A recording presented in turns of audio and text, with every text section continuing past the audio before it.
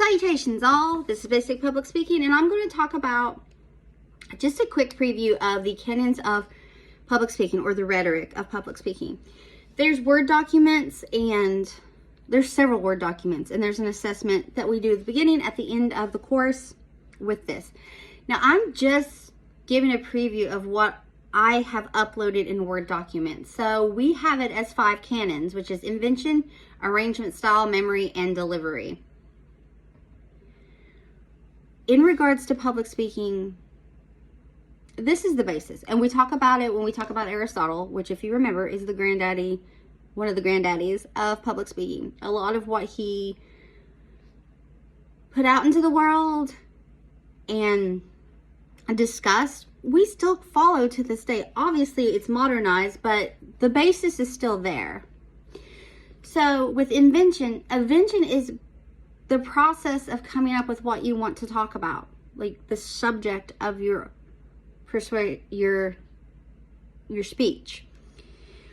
This is just, what is it that you want to say? What is it you need to come across? Is it a persuasive speech? What are the main points you want to talk about? Are you discussing why a school day shorter? Maybe you can talk about the benefits of a shorter school day for both staff and students, or a shorter school week. And then maybe you want to discuss how it's benefited other countries that have adapted to shorter school days or shorter school weeks. Or perhaps you want to talk about, maybe you make t-shirts and you want to discuss, the point you want to make is choosing quality materials, the importance of the process. Perhaps it's like a 5-step process to create the best t-shirt. Or perhaps you're telling us how to shoot this basketball. What are the key points that you need to hit?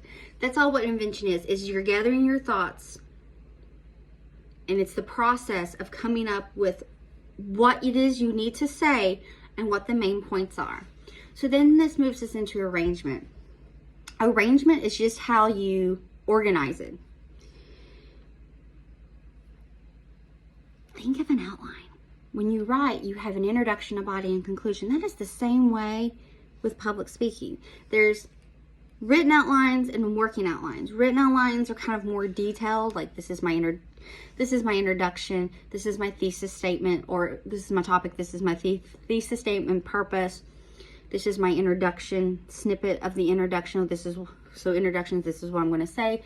Then your points are your main points you're going to hit on, and then your conclusion, why I said what I said and what you should gain from this. That's what we're talking about with arrangement. Music has arrangements. Films have arrangement. You have a beginning, a middle, end. Even if the film itself is in multiple parts, like part 1, part 2, it still has an arrangement. Television shows, you have arrangements. Think of it.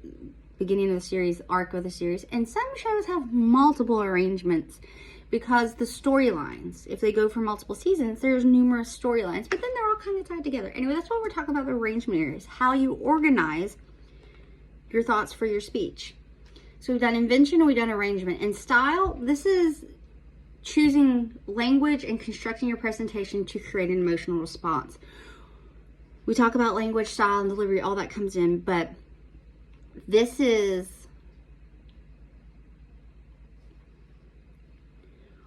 where you choose to say what you're going to say and how you're going to say it to have the biggest impact.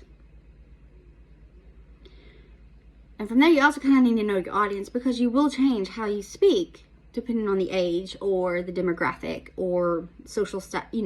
All that comes into play when it comes to style. But this is where you choose your style and delivery, your style language for delivery. This is the pathos version of the pathos part of the rhetorical triangle. The rhetorical triangle is pathos, logos, egos, which we've discussed in the history of public speaking. We've discussed it a few times. I would probably discuss it a few more times throughout the semester because, again, Aristotle, thank you, sir.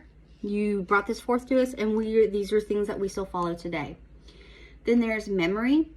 It relates to memorization of your speech. Not every speech requires that you memorize it word for word verbatim, but it's putting enough to your memory so that you can make a connection with your audience. Because if you don't have any clue in you're doing this with your speech or presentation, if you're at work or school or wherever the case may be, and you're doing this, there is absolutely no connection between you and your audience, whomever it may be. So by going over it internally or externally, by saying it out loud, because my mind works faster than my mouth sometimes. And if I read something, and if I'm going to read it, and it's something I need to do out loud, I will go over it out loud so that I'm able to make a better connection with myself and to whomever my audience is. Because otherwise, it just doesn't fire right together. So this is where we're talking about here. Think of it, you practicing. And I talk about you should go over your speeches before you give them so that you have an idea of what you're going to say. You can interject, await, have your pauses, because again, we can talk really fast. I talk really fast in everyday life, and I have to make sure I slow myself down. So even when I record videos for my courses, I have to do a rehearsal several times before doing so. If I'm doing a lesson from a book, I go over the lesson, I highlight, I make my notes, and then I kind of go over it in my mind and write down little things I could use for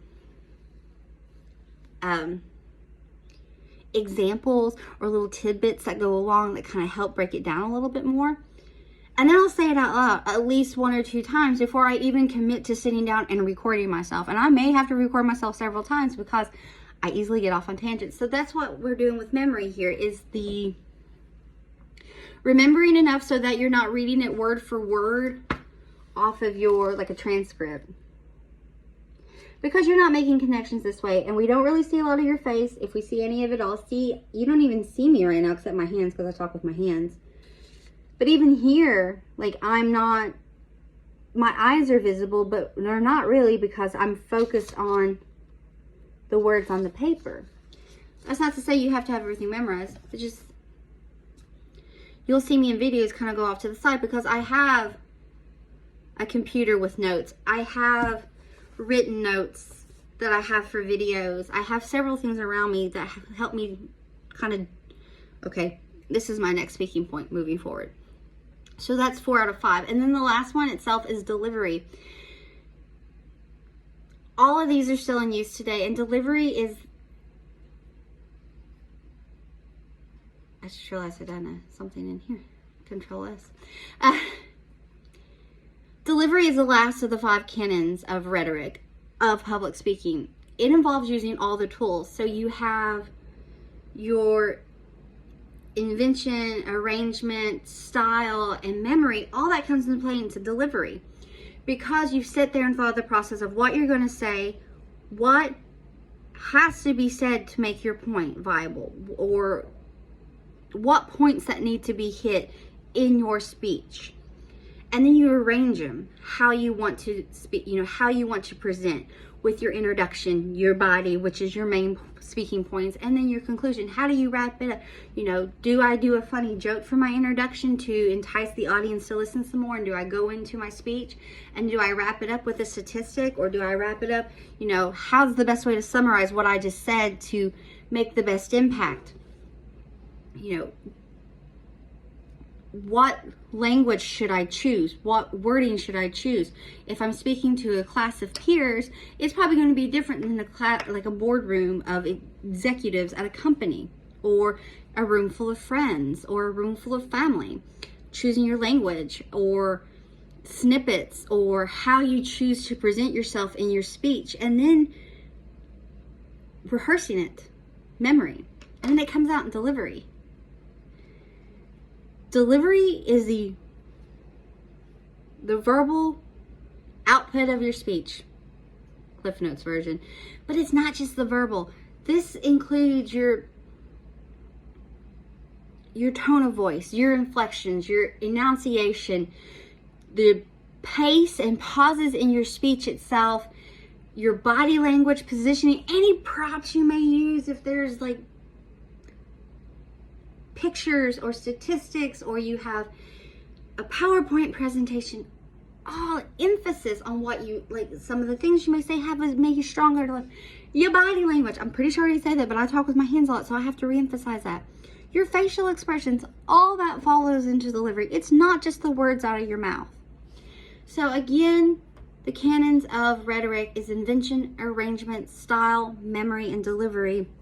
Invention is just the process of figuring out what you want to talk about, what you want to do a speech on, and what points do you want to discuss in that speech. Then arrangement is just arranging it, you know, from an introduction to my body, or introduction, thesis statement, body, conclusion. It's how you want to set it up. How do you want your speech flow to go? You know, going from point A, B, C, D, 1, 2, 3, 4, whatever the case may be here. You know, do you use a statistic? Do you bring in a story? Are you using visualization? Is it like a common statistic? Or maybe it's a quote from somebody. Okay, so then the conclusion, what's the best way to summarize what I just said and wrap it up real pretty with a little bow on top? Then we discuss style, and this is where you're choosing what to say, how to say it, what language to use, what form, and all that comes into play. What should be said to evoke the reaction that you want to evoke, you know. Then memory, this is the rehearsal part of your speech. It's you don't have to memorize it word for word, but you want to put in some form of memory there so that you're not reading like you're reading a transcript or a book report straight from the page, because you lose that connection, we lose your voice, and we lose so much in the delivery, and delivery is the last. And delivery is not just the words that come out of your mouth for the speech. It's also your body language and how you stand and how you hold yourself, and your intonation and your elocution and your nonverbal, your facial expressions, your hand gestures, your body position, proximity, all that comes into play with delivery. So that is your canons of rhetoric, or your rhetoric of public speaking. Again, all of this was put forth to us by the granddaddy himself, Aristotle, who was a student of Plato, but he moved it forth. And we've talked about logos, pathos, and ethos. Logos is the reasoning or the text. Pathos is your credibility, and your logos is logic. So all that comes into play when it comes to speeches. Again, this is just a snippet. There's Word documents on this uploaded and fun stuff for the assessment. Anyway, thank you.